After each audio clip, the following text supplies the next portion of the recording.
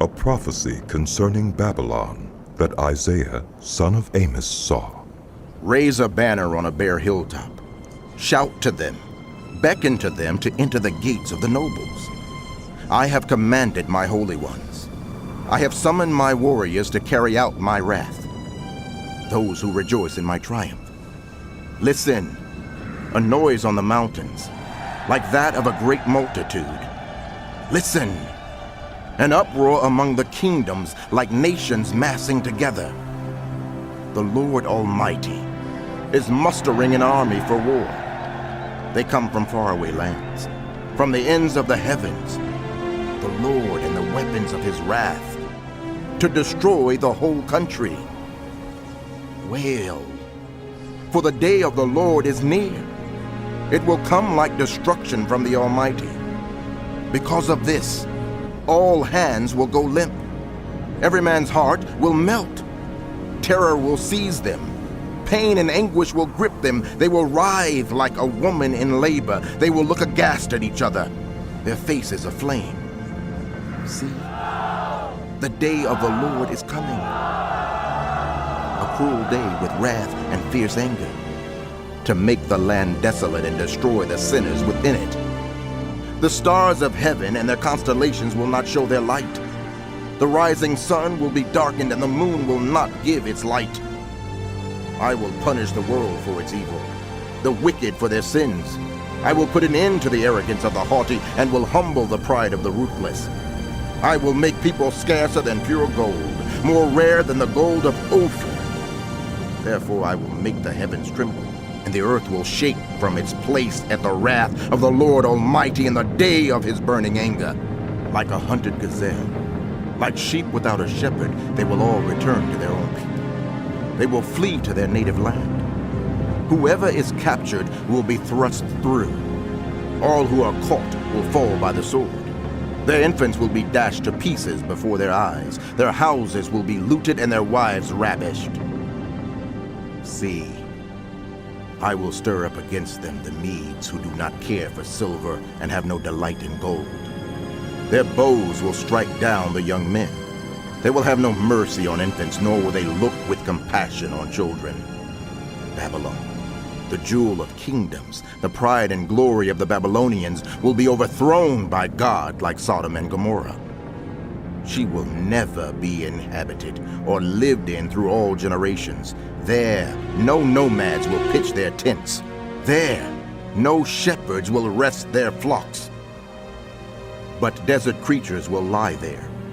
Jackals will fill her houses. There the owls will dwell, and there the wild goats will leap about. Hyenas will inhabit her strongholds. Jackals her luxurious palaces. Her time is at hand, and her days will not be prolonged. The Lord will have compassion on Jacob. Once again, he will choose Israel and will settle them in their own land.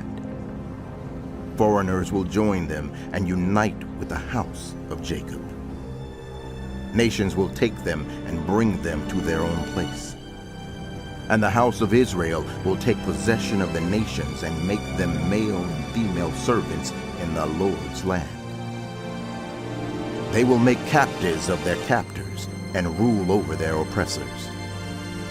On the day the Lord gives you relief from your suffering and turmoil, and from the harsh labor forced on you, you will take up this taunt against the king of Babylon, how the oppressor has come to an end, how his fury has ended. The Lord has broken the rod of the wicked, the scepter of the rulers, which in anger struck down peoples with unceasing blows, and in fury subdued nations with relentless aggression. All the lands are at rest, and at peace they break into singing. Even the junipers and the cedars of Lebanon exult over you and say, "Now that you have been laid low, no one comes to cut us down." The realm of the dead below is all astir to meet you at your coming. It arouses the spirits of the departed to greet you, all those who were leaders in the world. It makes them rise from their thrones, all those who were kings over the nations. They will all respond. They will say to you, You also have become weak, as we are. You have become like us. all your pomp has been brought down to the grave, along with the noise of your harps. Maggots are spread out beneath you, and worms cover you. How you have fallen from heaven, morning star, son of the dawn. You have been cast down to the earth, you who once laid low the nations. You said in your heart, I will ascend to heaven. I will raise my throne above the stars of God. I will sit enthroned on the mount of assembly, on the utmost heights of Mount Zaphon. I will ascend above the tops of the clouds. I will make myself like the Most High. but you are brought down to the realm of the dead, to the depths of the pit. Those who see you stare at you, they ponder your fate. Is this the man who shook the earth and made kingdoms tremble? The man who made the world a wilderness? Who overthrew its cities and would not let his captives go home? All the kings of the nations lie in state, each in his own tomb. But you are cast out of your tomb like a rejected branch. You are covered with the slain, with those pierced by the sword, those who descend to the stones of the pit. Like a corpse trampled underfoot, you will not join them in burial, for you have destroyed your land and killed your people. Let the offspring of the wicked never be mentioned again. Prepare a place to slaughter his children for the sins of their ancestors. They are not to rise to inherit the land and cover the earth with their cities, I will rise up against them. declares the Lord Almighty. I will wipe out Babylon's name and survivors, her offspring and descendants. Declares the Lord. I will turn her into a place for owls and into swampland. I will sweep her with the broom of destruction. Declares the Lord Almighty. The Lord Almighty has sworn. Surely, as I have planned, so it will be, and as I have purposed, so it will happen. I will crush the Assyrian in my land. On my mountains I will trample him down. His yoke will be taken from my people, and his burden removed from their shoulders. This is the plan determined for the whole world. This is the hand stretched out over all nations. For the Lord Almighty has purposed, and who can thwart him? His hand is stretched out, and who can turn it back? This prophecy came in the year King Ahaz died.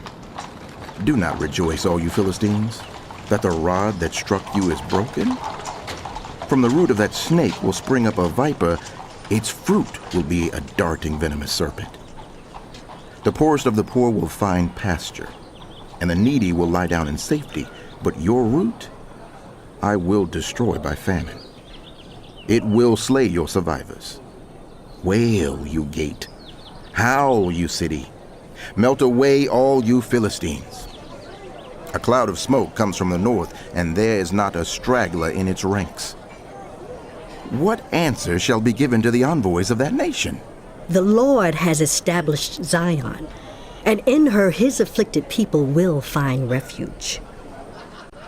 A prophecy concerning Moab. Air in Moab is ruined, destroyed in a night. Kir in Moab is ruined, destroyed in a night. Dibon goes up to its temple, to its high places to weep. Moab wails over Nebo and Medeba. Every head is shaved, and every beard cut off. In the streets they wear sackcloth. On the roofs and in the public squares they all wail, prostrate with weeping. Heshbon and Elealeh cry out. Their voices are heard all the way to Johaz. Therefore, the armed men of Moab cry out, and their hearts are faint. My heart cries out over Moab. Her fugitives flee as far as Zoar, as far as Eglath-Shalishiah. They go up the hill to Luhith, weeping as they go. On the road to Harnaim, they lament their destruction. The waters of Nimrim are dried up, and the grass is withered. The vegetation is gone, and nothing green is left. So the wealth they have acquired and stored up, they carry away over the ravine of the poplars. Their outcry echoes along the border of Moab. Their wailing reaches as far as Eglaim, their lamentation as far as Beer Elam. The waters of Deman are full of blood, but I will bring still more upon Deman. A lion upon the fugitives of Moab and upon those who remain in the land. Send lambs as tribute to the ruler of the land from Selah, across the desert, to the mount of daughter Zion. Like fluttering birds pushed from the nest, so are the women of Moab at the fords of the Arnon. Make up your mind. Moab says, Render a decision. Make your shadow like night at high noon. Hide the fugitives. Do not betray the refugees. Let the Moabite fugitives stay with you. Be their shelter from the destroyer. the oppressor will come to an end, and destruction will cease. The aggressor will vanish from the land. In love, a throne will be established. In faithfulness, a man will sit on it. One from the house of David. One who in judging seeks justice and speeds the cause of righteousness. We have heard of Moab's pride, her overweening pride and conceit, her pride and her insolence. But her boasts are empty. Therefore the Moabites wail.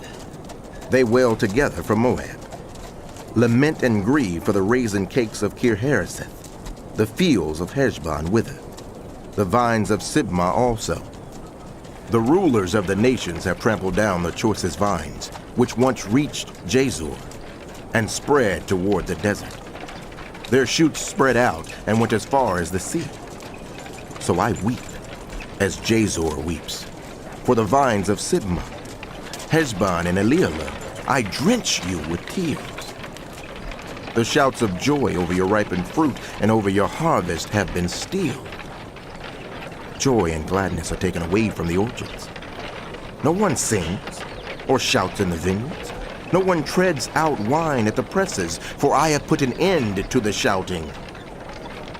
My heart laments for Moab like a harp, my inmost being for Kir-Hareseth. When Moab appears at her high place, she only wears herself out. When she goes to her shrine to pray, it is to no avail. This is the word the Lord has already spoken concerning Moab.